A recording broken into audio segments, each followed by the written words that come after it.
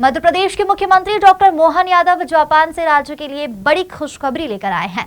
उनकी 4 दिवसीय यात्रा के दौरान भाजपा की कई बड़ी कंपनियों ने यहां निवेश करने में गहरी रुचि दिखाई है। राज्य में जापान मध्य प्रदेश औद्योगिक सहयोग फोरम की स्थापना के प्रस्ताव को मंजूरी मिल गई है। मुख्यमंत्री डॉक्टर मोहन यादव 1 फरवरी को जापान यात्रा से वापस आए। उन्होंने दिल्ली में प्रेस कॉन्फ्रेंस में बताया कि यह यात्रा राज्य के लिए बहुत ही फायदेमंद रही। टोक्यो और ओसाका में हुई बैठकों में जापानी कंपनियों ने एमपी में निवेश की गहरी रुचि दिखाई है। जापान भारत में सबसे ज्यादा निवेश करने वाले देशों में से एक है।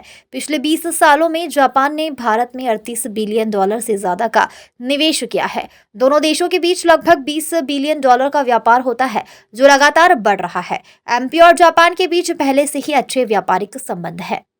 मित्रों, आज एक और बड़ा कारण है। मैं जापान से यहीं दिल्ली में उतरा हूं और जापान स्वाभाविक रूप से हमारे देश के परिप्रेक्ष्य में एक बड़ी अर्थव्यवस्था है, जो तीसरे नंबर की अर्थव्यवस्था वर्तमान में है। चौथे नंबर पे जर्मनी और इंग्लैंड हम पहले होकर के आए थे। इंग्लैंड को हमने बीट किया है।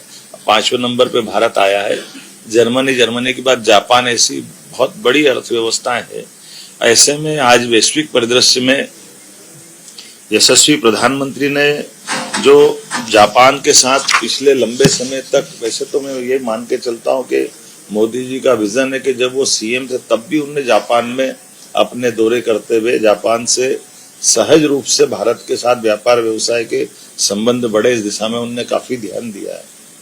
और सभी प्रधानमंत्रियों के साथ माननीय प्रधानमंत्री जी के बहुत अच्छे संबंध रहे हैं। जापान के साथ निवेश की सभी क्षेत्रों में बड़ी संभावना है। बड़े स्थान पर कई सारी कंपनियां जैसे ब्रिजस्टोन, जो ऑलरेडी हमारे साथ विश्व स्तरीय टायर उत्पादन में उनका अपना स्थान है, वो पीथमपुर में हमारे साथ काम कर रही है। लेकिन एक और बड़ा इन्वेस्टमेंट का उन्होंने आश्वासन दिया है। पैनासोनिक जैसी दिग्गज कंपनियां हैं, एनएसके, सानोहो, कामुत्सुई इत्यादि जापानी कंपनियां जो ऑटोमोटिव और मशीनरी क्षेत्र में अपना योगदान दे रही है। मुझे इस बात की प्रसन्नता है कि वहां न केवल प्राइवेट कंपनियां बल्कि गवर्नर के लेवल पे भी, टोक्यो की गवर्नर श्रीमती यूरिको कोइके के साथ हमारी ऐतिहासिक बैठक हुई, जिसके माध्यम से टोक्यो मेट्रोपॉलिटन गवर्नमेंट की विशेषज्ञता का लाभ भी मध्य प्रदेश सरकार को मिलेगा। इस दिशा में हमने उनके साथ भी मीटिंग की है और वो अत्यंत प्रसन्नता के साथ मध्य प्रदेश से जुड़ करके बात कर रही है। उनने हमको निमंत्रण भी दिया है कि एक उनके यहाँ इन्वेस्टर समिट टाइप का कार्यक्रम हो रहा है, तो आप अपने दल को भेजिए। उनके साथ इंदौर, भोपाल में मेट्रो रेल प्रौद्योगिकी, स्मार्ट सिटी समाधान, जल प्रबंधन, कचरा प्रबंधन से लेकर के कई सारे क्षेत्र में, और खास करके मेट्रोपॉलिटन गवर्नमेंट की विशेषज्ञता का लाभ भी हमको मिले, इस दिशा में हमने काम किया है। टोक्यो के विकास मॉडल पर भी विस्तार से बात हमने कही है। हिसाशी मात्सुमोतो के साथ हमारी बैठक हुई, जिनने अपनी विदेश नीति, अंतर्राष्ट्रीय व्यापार नीति को लेकर के बात कही और जापानी निवेश को सुगम बनाने के लिए विशेष रूप से व्यापार मिशन का आदान प्रदान, कौशल विकास में जापानी विशेषज्ञता की भागीदारी, जापान मध्य प्रदेश औद्योगिक सहयोग फोरम की स्थापना इत्यादि प्रस्ताव पर विस्तार से उनके साथ बात। 4 दिन की इस यात्रा में एक तरफ हमने व्यापार व्यवसाय की बात भी की, तो दूसरी तरफ यूनेस्को के माध्यम से जो एक विरासत है क्योटो में, जिसमें माननीय यशस्वी प्रधानमंत्री स्वयं भी गए थे, तत्कालीन प्रधानमंत्री शिंबो आजा के साथ में। वो उस स्थान पे जाकर हमने देखा तो बौद्ध धर्म के साथ हमारी प्राचीन विरासत की कई प्रतिमाओं के भी दर्शन करने का मौका मिला। तो हमको इस बात का भी आनंद है कि वो हमारे लिए बौद्धिक दृष्टि से भी और बुद्ध टूरिज्म बढ़ाने की दृष्टि से भी जापान से एक विशेष संबंध आता है, जिसमें सम्राट अशोक की जब बात आती तो वो सहजता के साथ सांची स्तूप की बात भी करते हैं। सांची है, बाद में अशोक 10 साल गवर्नर उज्जैन में रहे तो वो उसकी याद दिलाते हैं। अब उस समय महाकात्यायन चंड प्रद्युत के प्रधानमंत्री जो बाद में बौद्ध भिक्षु बने, बड़ा नाम था, उनके जीवन की बातें भी वो करते हैं। तो एक तरह से अतीत के उस गौरवशाली पृष्ठ को लाने का भी एक बड़ा मौका मिलता है। मुझे इस बात की प्रसन्नता है कि हमने अपने जब जापान में गए तो प्रवासी भारतीयों के साथ भी टोक्यो में और मध्य प्रदेश के मित्रों से भी संवाद हुआ है। हमारे अपने वहाँ के प्रवासी भारतीय भी काफी अच्छी जापान में भूमिका बनाते हैं और वो भी आकर के निवेश करने के लिए हमारे साथ जुड़ने को तैयार है। टोक्यो, ओसाका में रोड शो, जापानी उद्योग जगत के साथ मध्य प्रदेश में विकास की संभावना पर गहरे रुचि दिखाते हुए सभी मित्रों ने संकल्प किया कि वो जापान में भी काम करेंगे और मध्य प्रदेश में भी करेंगे। और साथ ही साथ ग्लोबल इन्वेस्टर समिट के लिए भी हमने निमंत्रण दिया और अधिकांश लोगों ने आने की अपनी स्वीकृति भी दी। मैं मान के चलता हूं कि आने वाले समय में जो जिस प्रकार से ये हमारा संबंध बना है, ऐसे कई मित्रों ने कहा कि वहां पे भी एक्सपो होने वाला है तो आप अपने दल को भी राज्य से भेजिए। तो हम तैयारी कर रहे हैं कि हम वहां पे अपने लिए भेजें। हमारी ग्लोबल इन्वेस्टर समिट में भी 4 प्रमुख विभागीय सम्मेलन हम करने वाले हैं, जिसमें खास करके विभागीय समिट में आईटी, एनर्जी, टूरिज्म, एमएसएमई, विशेष प्रवासी सत्र, sectoral session, buyer seller meet इत्यादि होने वाली है। ऑटो और टेक्सटाइल एक्सपो के साथ नवीन तकनीक का प्रदर्शन भी आकर्षण का केंद्र रहेगा।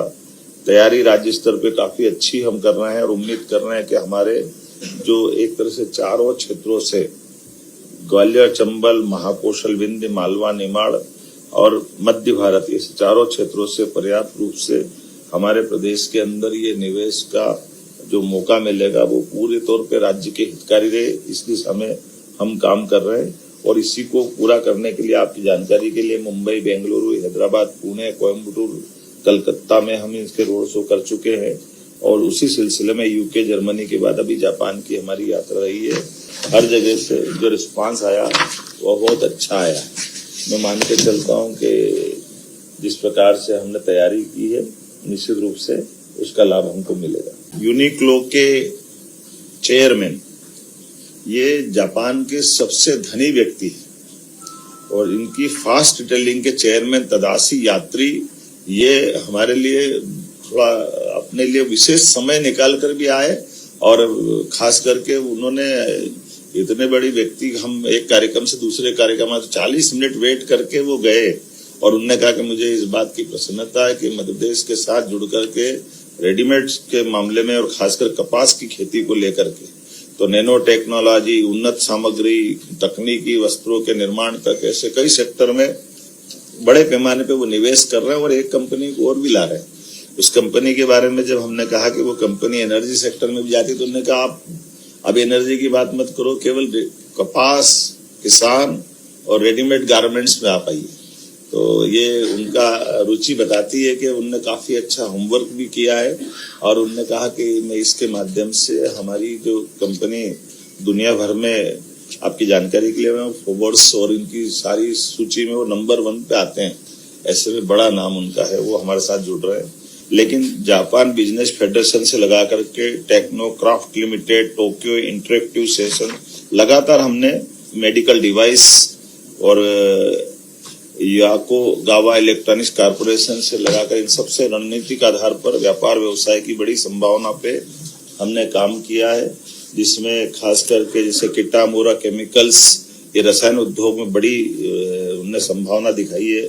निप्पाई कोई इंजीनियरिंग में, एप्सन इलेक्ट्रॉनिक्स में, मित्सुई ऊर्जा में, रसायन में, हिताची विद्युत उपकरण में, नोकिया आईटी हार्डवेयर में, सुमितोवा वित्त में, सोजिट्स इंजीनियरिंग में, यासुदा लॉजिस्टिक्स में, जापान लॉजिस्टिक्स में, ऐसी कई कंपनियां बड़े पैमाने पर मध्य प्रदेश के साथ जुड़ना चाह रही है और इन सबको निमंत्रण दिया है हमने।